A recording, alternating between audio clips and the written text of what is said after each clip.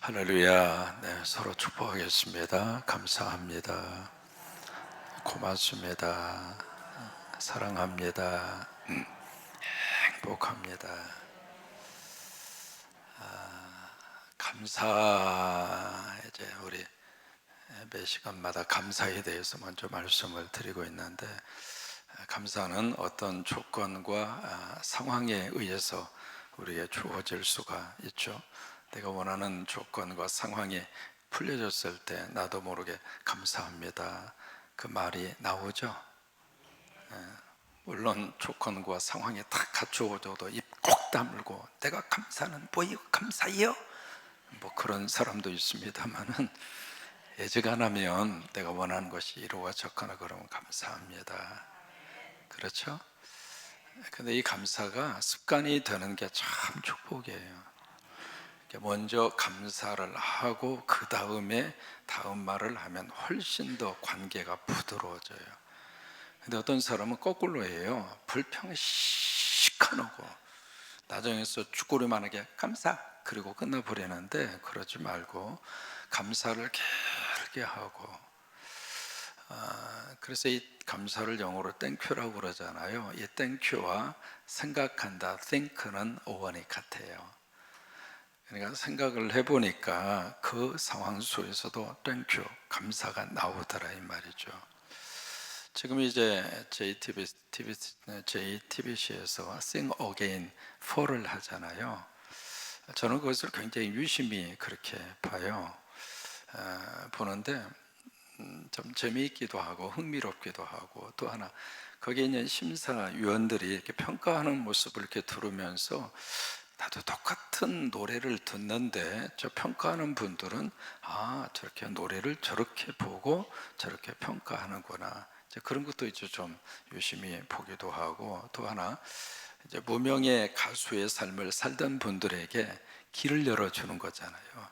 그래서 거기서 이제 만약에 탑10에 들거나 아니면 챔피언에 들거나 하면 길이 확 그렇게 열려질 수 있는 기회를 가지게 되는데, 그래서 이제 자신의 이름으로 참가하는 것이 아니라 거기에 번호로 참가하잖아요.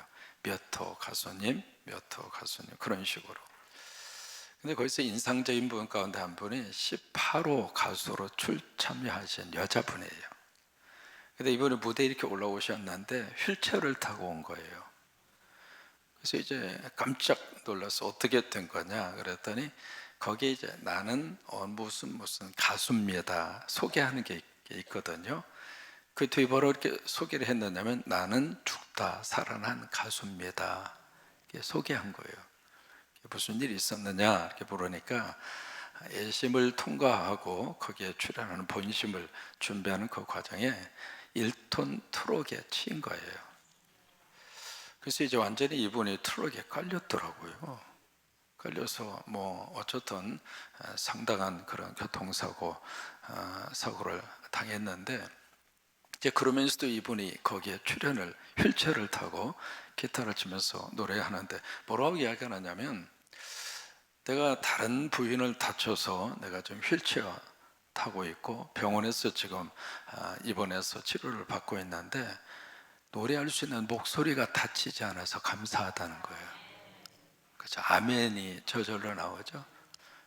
또 하나는 내가 손이 다치지 않아서 기타 칠 수 있어서 감사하다고, 그러면서 노래를 불렀는데, 이번에 노래를 부르고 나서 All Again을 다 받은 거예요. 그러니까 다 받으면 그 다음 라운드에 이제 올라갈 수 있거든요.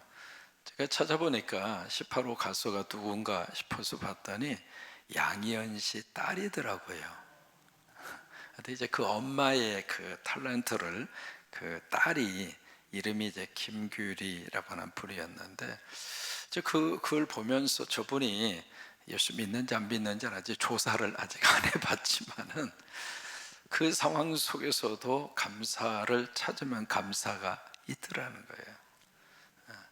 이런 매 순간순간마다 생각해 보면 참 이것도 감사하고 저것도 감사하고, 이 새벽에 나올 수 있는 것도 감사하고, 이 새벽에 하나님 높여 드릴 수 있는 것도 감사하고.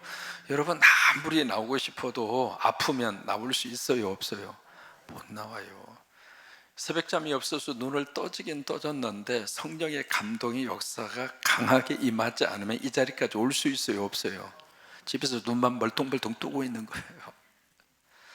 이게 매 순간순간마다 이것도 감사하고 저것도 감사하고, 식탁에서 여러분 절대로 밥 먹을 때 인상 쓰지 마시고, 밥 먹을 때 정치 이야기하지 마시고, 밥 먹을 때 속상한 이야기 하지 마세요. 왜냐하면 위가 쪼그라들어 버려가지고 소화가 안 돼. 식탁에서는 무조건 감사하시고. 아멘. 그래서 여러분, 감사가 우리 삶의 꼭 습관이 돼서 감사를 먼저 하고 감사를 찾아서 하고, 그런 11월 한 달 되시기를 주의 이름으로 축원합니다. 시편 20편과 21편의 표제어가 똑같아요. 다윗의 시다, 그리고 인도자를 따라서 부른 노래다.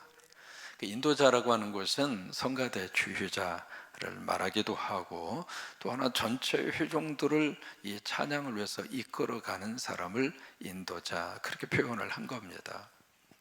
그러니까 시편 20편과 21편의 말씀은 개인적으로 부른 노래라기보다는 회종에서, 공적인 예배에서 함께 불렀던 찬양이고 노래다, 그 말이에요. 근데 20편과 21편이 서로 짝을 이루고 있는데, 시편 20편 4절에서 그렇게 기도해요. 하나님, 이분의 소원에, 이분의 마음의 소원이 응답되게 해주세요. 그게 시편 20편 4절이에요. 이 새벽에 오셔서 기도하는 여러분들의 기도가 응답되기를 원합니다. 마음의 소원이 이루어지시기를 바라고요. 특히 수능을 앞두고 우리 자녀들을 위해서 기도하는데 그 기도가 하나님의 도우심으로 응답되기를 바라고, 이 새벽을 깨워서 정말 하나님 앞에 작정하고, 하나님, 이 사업이 잘 되게 해주세요. 하나님, 이 문제가 꼭 해결 안 받게 해주세요. 하나님, 우리 자녀들이 간절히 원하는 것이 있는데 그게 하나님의 뜻 안에서 이루어지게 해주세요. 하나님, 건강 허락을 해주세요. 여러분, 각자 마음에 소원이 있어요, 없어요? 대답 안 하신 분도 있잖아요. 다시 물을게요. 마음에 소원이 있어요, 없어요? 다 있단 말이죠. 근데 그 마음의 소원을 하나님 응답을 해주세요 하고 4절에서 20편 4절에서 간절히 기도해요. 기도하는데 21편 2절로 가서 보시면 그 마음의 소원을 들어주셨다고 하는 거예요. 우리가 기도하면 하나님이 들으셔요. 기도하면 하나님 응답하세요. 다만 그 응답의 방향이 나하고 같을 수도 있고 다를 수도 있고, 지금일 수도 있고 내일일 수도 있고, 언젠간 이런 응답이 된다, 이 말이에요.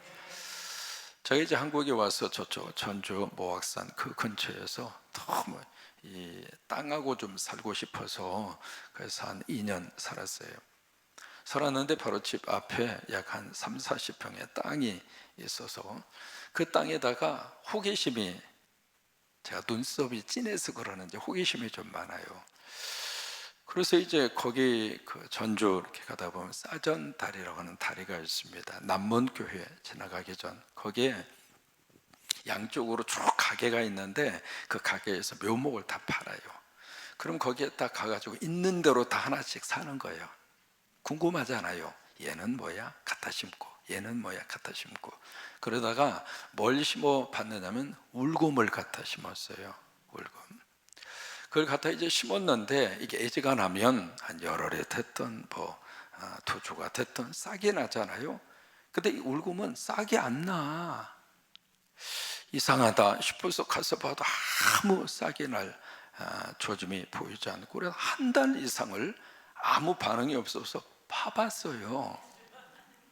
파봤더니 요 녀석에 싹 날 기운이 전혀 없는 거예요. 물어봤어요. 그랬더니 뭐라는 줄 알아요? 기다려요. 그러더니 이 울금이 싹이 나오는데 나 그렇게 오래 걸리는 거 처음 봤습니다. 거의 한 달 반인가 2달인가 그러다 이제 싹이 조금 이렇게 보이는데, 그 싹을 보는 순간 할렐루야, 드디어 싹이 났군요. 그리고 안수기도 했잖아요. 빨리 자라라고. 근데 싹이 나오기까지 그렇게 오래 걸리더니 이 녀석이 쌀개탕 나음부터는 이게요 하루가 다르게 쏙쏙쏙 크더라고요. 그래서 울금 농사 참 잘 지어가지고 많이 캤어요. 제가요 손이 살림손입니다. 그때 하나 깨달은 게 있어요. 야, 이 씨앗이 생명이 있으면 언젠가는 나오는구나. 시간이 좀 걸릴 뿐이죠. 우리가 기도를 심으면 하나님이 살아계시기 때문에 살아계신 하나님이 그 기도를 들으셔서 지금이든지 아니면 한 달 후에든지 싹이 나오게 하는 것처럼 하나님이 그 마음의 소원을 들어주셨다고 하는 거예요. 그래서 시편 20편과 21편 말씀이 그렇게 해서 서로 연결이 돼요. 오늘 시편 20편에 여기에 아주 강조해서 나오는 단어가 하나 있습니다. 따라서 한번 해보실래요? 하나님의 이름. 이게 3번 나옵니다. 1절에 나오고 7절에 나오고 5절에 나오고 그 다음에 7절에 나오고, 이제 9절밖에 되지 않는 이 짧은 시 가운데 하나님의 이름, 이것을 3번이나 언급하고 있다고 하는 것은 하나님의 이름 하면 그 당시에는 어떤 곳으로 연결이 되느냐면 법궤와 연결이 돼요. 그래서 이 다윗이 블레셋 사람에게 빼앗겼던 그 법궤를 찾아오잖아요. 찾아와서 그것을 시온산에다가 법궤를 갖다 모셔놓습니다. 그러니까 이 시편 20편은 법궤를 시온산에 모셔놓고, 그리고 나서 그 다음에 무슨 일이 있었는가 1절에 보시면은 환난 날이 나옵니다. 이 환난 날은 고통과 어려움의 날이다 그 말이거든요. 그러면 여기에 다윗의 환난과 고통과 어려움의 날은 지금 무엇을 우리에게 말해주고 있는가? 전쟁 상황입니다. 그래서 이 시편 20편 전체 문맥 속에서 바로 그 전쟁, 큰 전쟁을 지금 앞에 두고, 여러분 그러면 왕도 그렇지만 백성들도 얼마나 불안과 두려움에 떨어요. 여러분 지금까지 우리 대한민국이 6.25 한국전쟁 이후에 이 땅에 전면전의 전쟁을 하나님 막아주셔서 여기까지 왔어요. 바라기는 앞으로도 하나님이 꼭 이 땅의 전쟁을 막아주셔서, 그러니까 지금 다윗이 그런 상황 속에 출전하기 전에 전쟁을 딱 앞에 두고 왕이 지금 전쟁터로 나가는 거예요.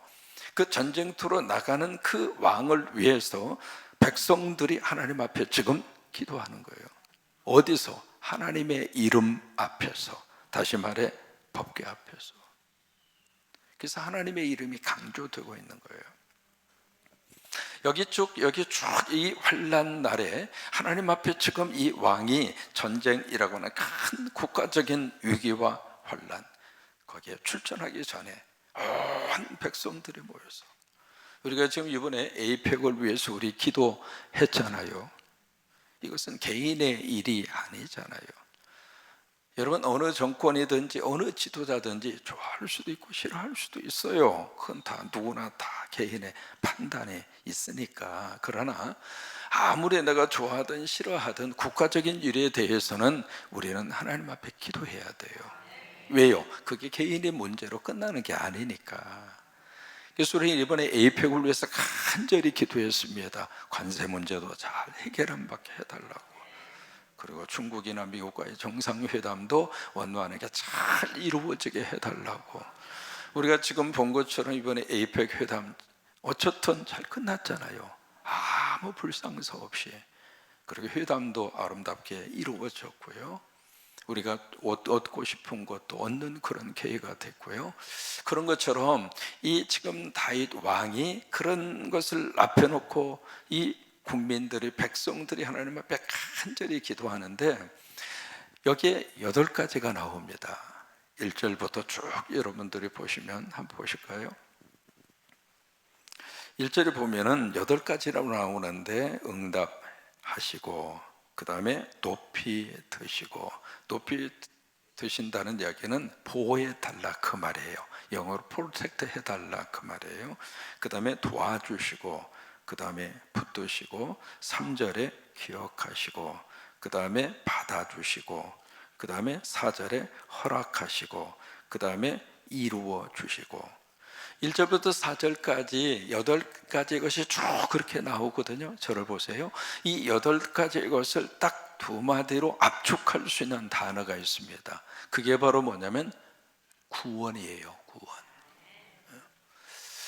지금 이 백성들이 전쟁을 앞에 두고 출전하는 왕을 위해서 하나님, 이 왕이 하고 있는 이 모든 일들을 하나님이 간섭하셔서 구원하여 주옵소서.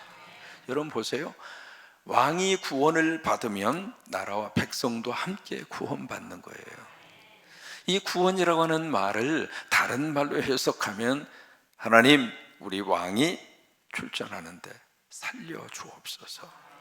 살림이라 이 말이에요. 여러분 성광교회 오셔서 신앙생활 하시고 예배하는 여러분에게는 하나님이 살림의 복을 주시기를 원해요. 예배하면서 하나님 내 영혼도 살아나게 하시고 내 생각도 좀 살아나게 하시고 우리 가정도 나 때문에 다시 분위기도 살아나게 하시고 우리 인생도 살아나게 하시고 세월이 지나서 몸도 좀 아플 때도 있고 일이 좀 안 풀릴 때도 있고 이제 그런 삶이 요즘 우리들이 살아가고 있는데 그 속에서 내가 하나님 믿으니까 하나님의 이름을 우리들이 의지하고 살고 있으니까 하나님께서 꼭 우리 성광의 가족들 다 살려주셔서 살림의 은혜 가운데 살게 하여 주옵소서. 바로 이제 그 내용의 기도입니다. 근데 여기에 이 주어를 우리들이 좀 유심히 봐야 할 필요가 있습니다. 1절부터 쭉 보면 어떻게 나오냐면 너예요. 너. 그죠? 1절에 내게 너, 2절에도 너, 내. 이 전부 다, 이 인칭이 전부 다 너예요. 영어로는 이제 you라고 하는 단어를 쓰고 있습니다만은 이것을 한국말로 번역하니까 너밖에 안 되는 거예요. 너. 여러분 여기서 너는 누구를 말을 하느냐면 다윗이에요. 자 볼까요? 그 다윗이 왕이에요. 근데 어떻게 우리 동방 A 지국에서 왕한테 너 그러면 맞아요, 틀려요? 버릇이 없지. 그러니까 여기에 너라고 하는 말을 왕으로 바꾸셔야 돼요. 왕으로, 다윗 왕으로. 어느 분이 이제 목회 초창기에 그 기도를 이렇게 좀 시키니까 뭐라고 기도하면 하나님 당신께서 그 기도를 들으면서 야, 참 무엄하다. 물론 당신이라고 하는 말이 2인칭 존칭어가 있습니다. 이게 영어로는 아무 문제가 없어요. 왜? 영어는 무조건 다 유예요. 엄마도 유, 아들도 유, 할아버지도 유, 다 유. 그래서 한국 사람들이 미국에 가면 참 이 나라는 싸가지가 없네. 아무 우아래가 없이 모두를 다 유라고 그러니까. 근데 거기는 그게 아무 상관이 없어요. 근데 이게 한국의 개념으로 보면 당신이라고 하는 말이 2인칭 존칭으로 들리는 경우도 있지만 당신이라고 하는 말이 상당히 우리가 듣기에 어때요? 편해요? 아니면 좀 불편할 때가 있어요?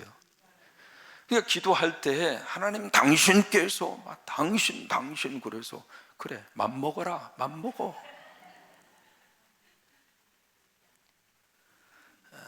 이게 언어적인 한계입니다. 근데 오늘 여기 너라고 하는 것은 다윗 왕이에요. 그래서 이제 쭉 기도를 하는데 자 볼까요? 5절에서 6절에 보면 주어가 달라져요. 5절에서는 우리라고 하는 단어가 나와요. 그 다음에 6절로 가면은 나가 나옵니다. 주어가 달라진다 이 말이에요.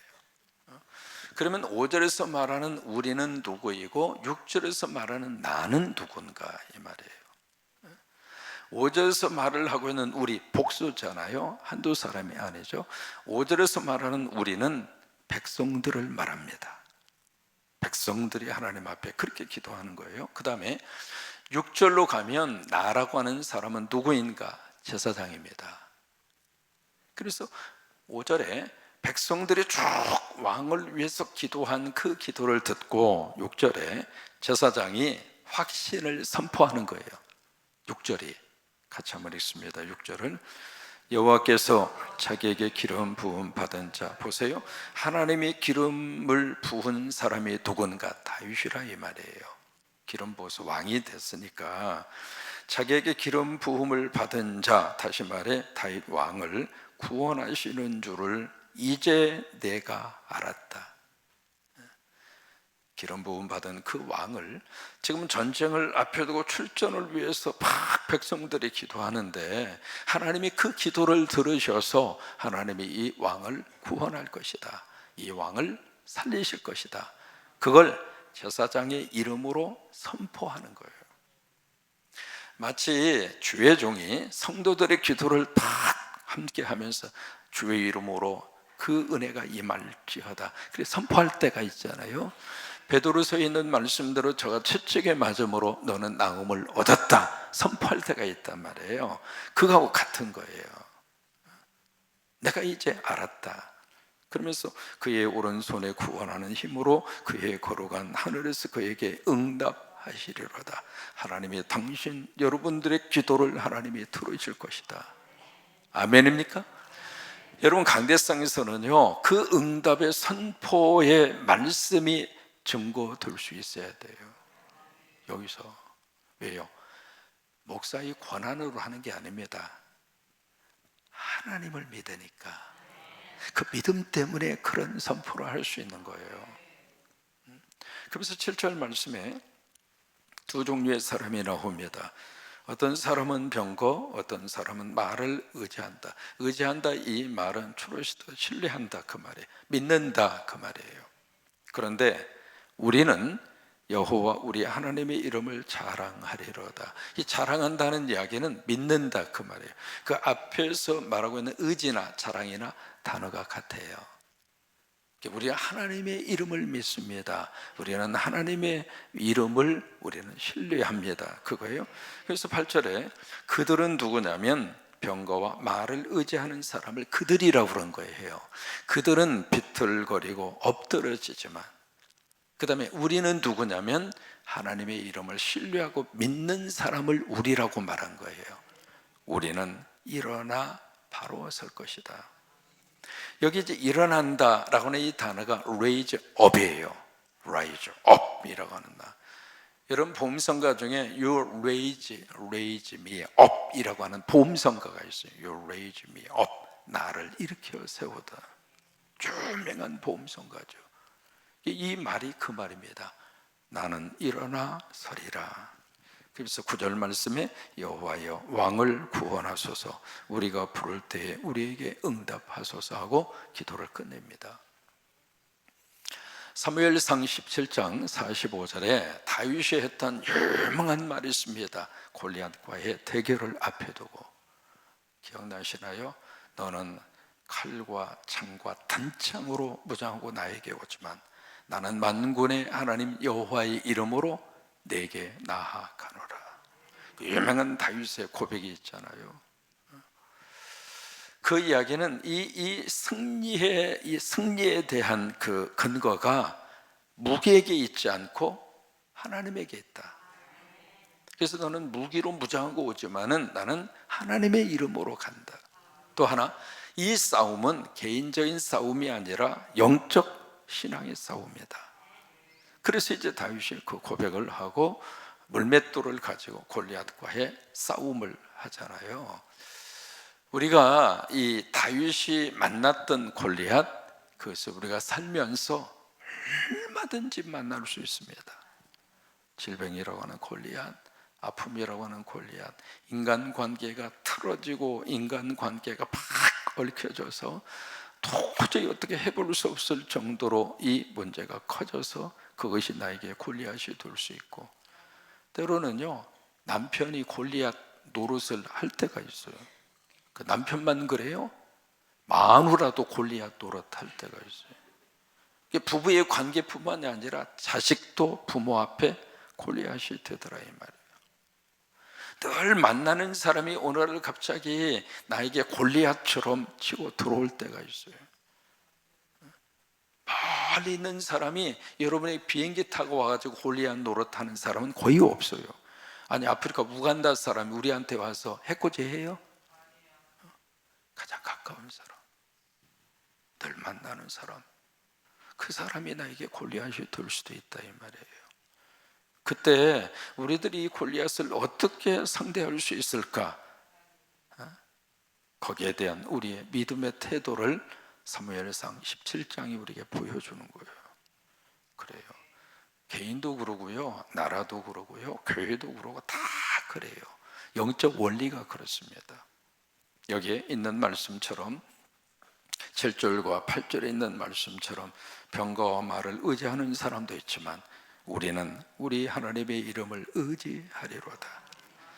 병거나 말을 의지하는 자들은 비틀거리고 엎드려지게 될 것이지만 하나님의 이름을 의지하고 신뢰하고 믿는 우리는 일어날 것이다. 그리고 바로 설 것이다. 여러분, 이 은혜가 넘치기를 주의 이름으로 축원합니다.